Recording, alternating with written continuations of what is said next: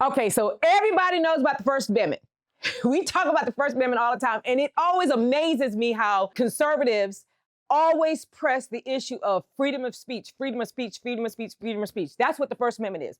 When you talk to individuals, and I don't usually go into politics, but everybody kind of knows, where my leanings are based upon what I've talked about already in the past. But the bottom line is free speech is free speech unless you really read what free speech is for. Because it amazes me how people tell you that, you have the right to say what you want to say, you have the right to expression, you have the right to freedom of religion. But now in our society, there is a trend where now you don't have the freedom to speak if you are speaking to oppose someone else's view. You could be arrested for speaking against someone else's view.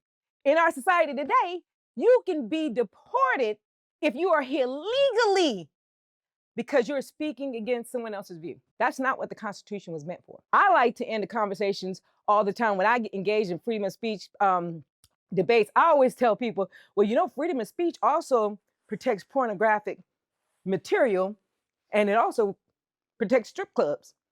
So if we're so gung-ho about freedom of speech, let me petition to have a strip club in your community.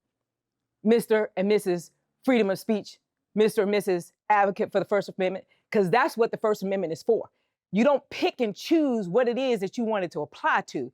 It applies supposedly universally over everything that it's supposed to protect.